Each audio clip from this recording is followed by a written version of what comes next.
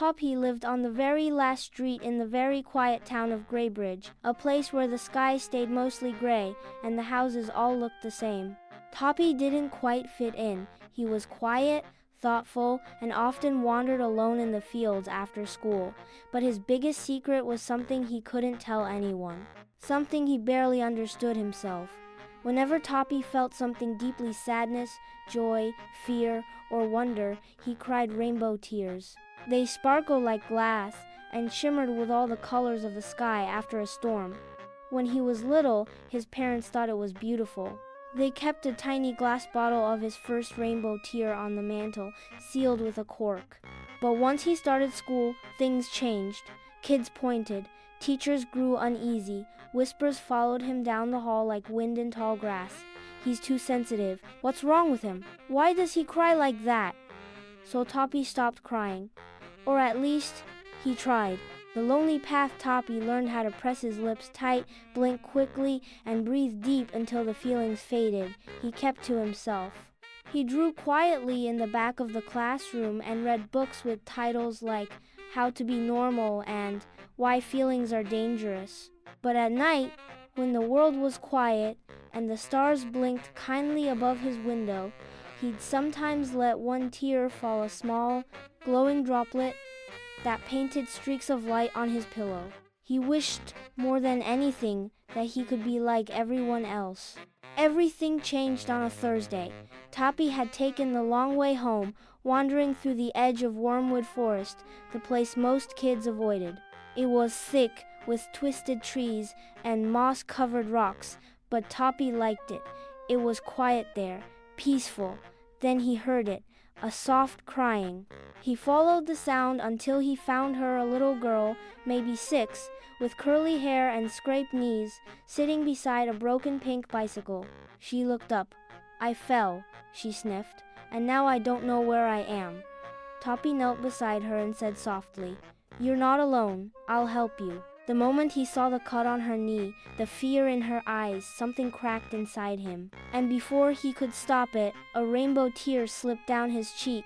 The girl stared in wonder. You're magic. Toppy shook his head.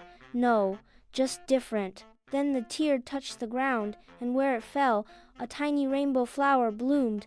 The girl gasped. More tears came, not sad ones, but warm and glowing, and with each drop, color spread through the forest floor. Flowers bloomed where there were none. Moss glowed green.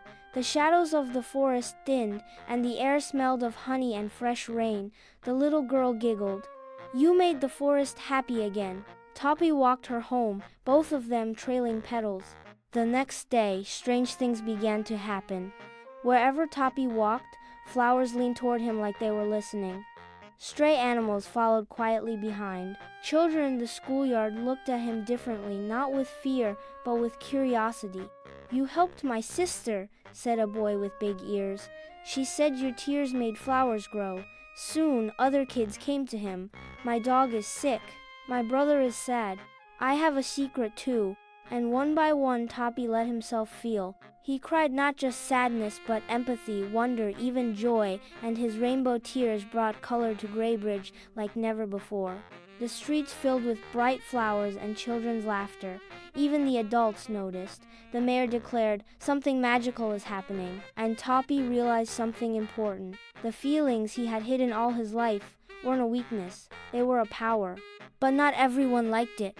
Mr. Sneed, the school principal, stood on the front steps one morning and declared, Tears do not solve problems, they make messes.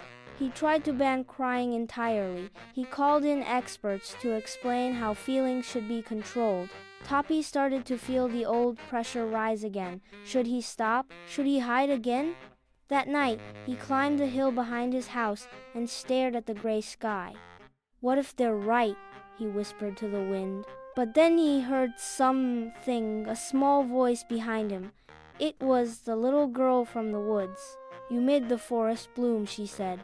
You made me feel safe. That's not a mess, that's a gift. Toppy looked down. A single rainbow tear rolled down his cheek.